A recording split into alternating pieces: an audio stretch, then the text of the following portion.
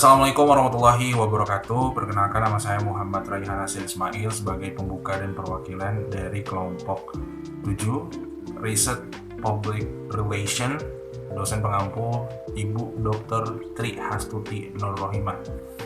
Nah, di sini kita akan membahas tentang bagaimana dalam menganalisis jaringan komunikasi.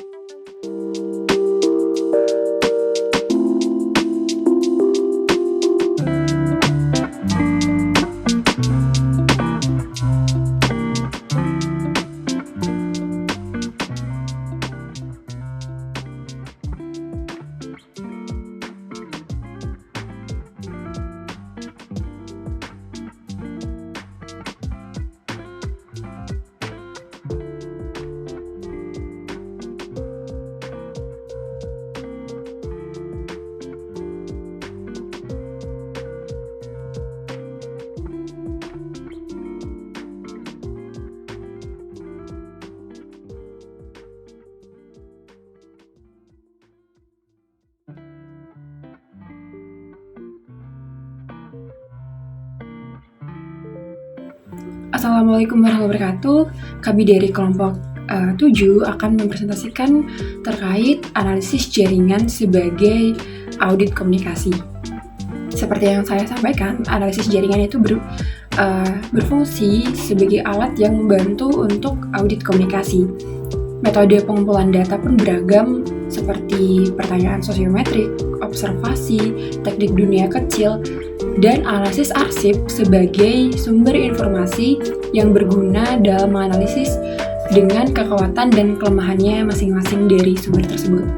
Dalam audit komunikasi, terdapat berbagai jenis macam dari teknik jaringan, analisis jaringan tadi, serta visualisasi jaringan komunikasi dapat membantu mendeteksi dan mendiagnosis masalah komunikasi apa yang terjadi dalam suatu organisasi. Masalah komunikasi yang memang itu sangat krusial dan sangat memberikan dampak terhadap organisasi. Kontribusi analisis jaringan ini terletak pada kemampuannya untuk memetakan pola komunikasi dalam organisasi dan untuk mengungkapkan kelompok dan peran karyawan terkait dengan komunikasi. Jadi di sini analisis jaringan ini berfungsi membantu audit komunikasi dalam mengungkapkan peran dari karyawan di dalam organisasi atau individu-individu dalam organisasi tersebut. Dengan demikian, analisis jaringan dapat membantu auditor komunikasi atau yang melaksanakan audit komunikasi untuk mendeteksi dan mendiagnosis masalah yang tidak diperhatikan ketika audit hanya berfokus pada persepsi dan pengalaman individu karyawan. Sehingga analisis jaringan ini memang sangat dibutuhkan ketika dilakukan audit komunikasi oleh auditor komunikasi.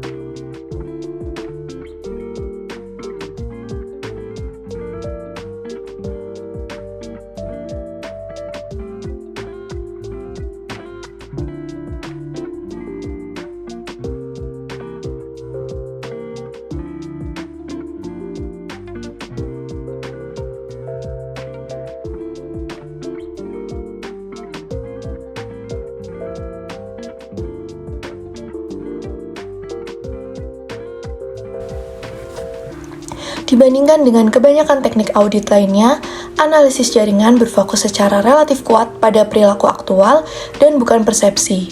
Selanjutnya, memberikan gambaran rinci tentang perilaku komunikatif individu karyawan dan unit organisasi. Dalam audit komunikasi, analisis jaringan memiliki 3 fungsi. Fungsi yang pertama yaitu dimungkinkan untuk menggunakan analisis jaringan sebagai teknik deskriptif utama. Metode tersebut kemudian digunakan untuk memberikan gambaran tentang cara orang berkomunikasi dalam organisasi, namun tidak harus mengarah pada pendeteksian masalah itu sendiri.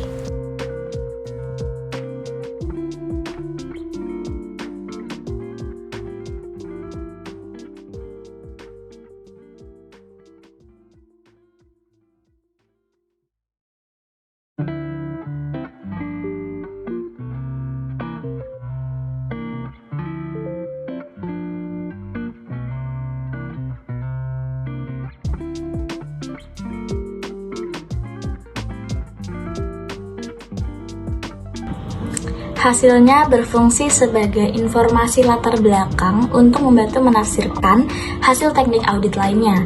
Kedua, analisis jaringan dapat dilihat sebagai sumber informasi independen tentang masalah komunikasi dalam suatu organisasi.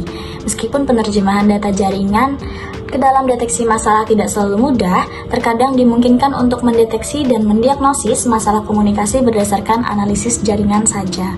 Hal ini sering membutuhkan perbandingan data jaringan dengan model ideal jaringan organisasi, atau perbandingan dengan data kerja jaringan dari organisasi yang berbeda namun serupa.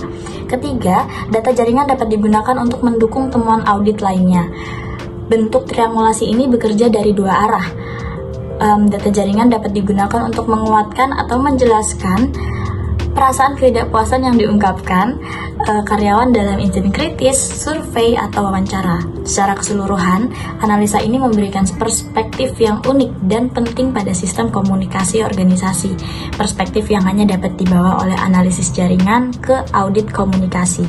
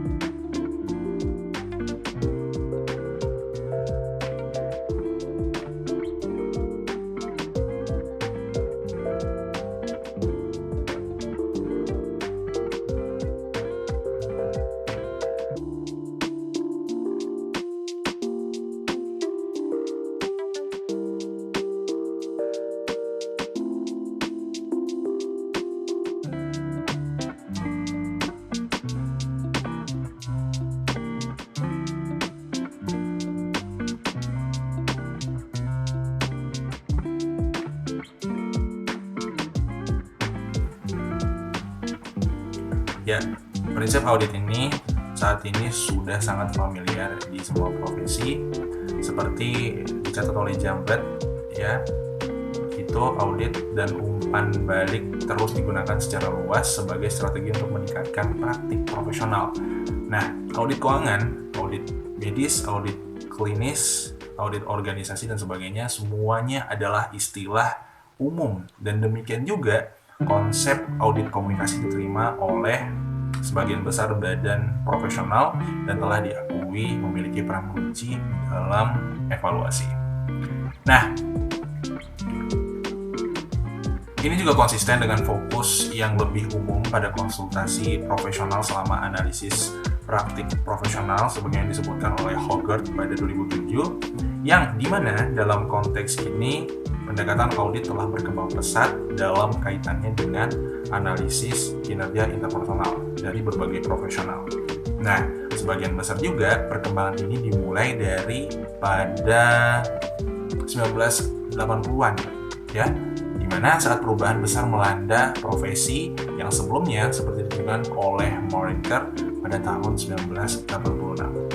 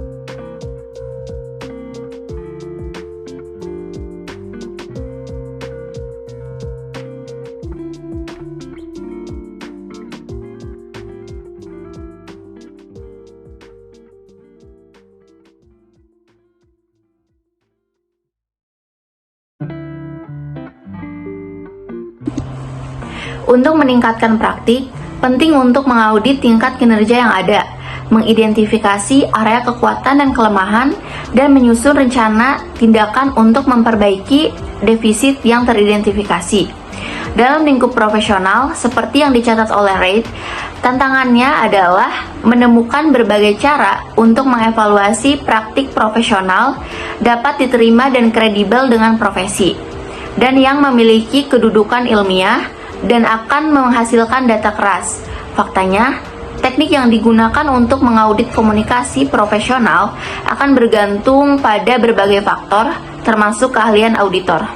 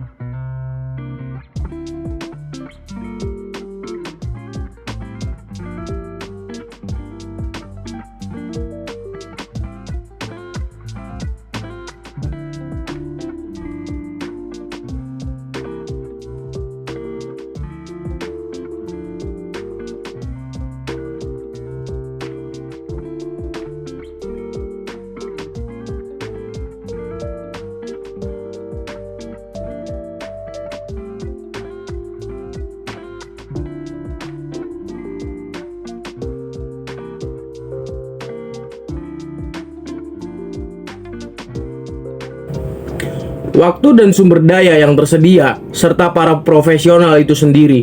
Misal, sehubungan poin terakhir, Goldhager dan Roger menemukan bahwa upaya mereka untuk menggunakan metode buku harian dengan staf rumah sakit digagalkan oleh resistensi ahli bedah terhadap apa yang mereka lihat sebagai metodologi yang memakan waktu dan tampaknya tidak ada gunanya. Dengan demikian, metode yang dipilih harus memiliki validitas.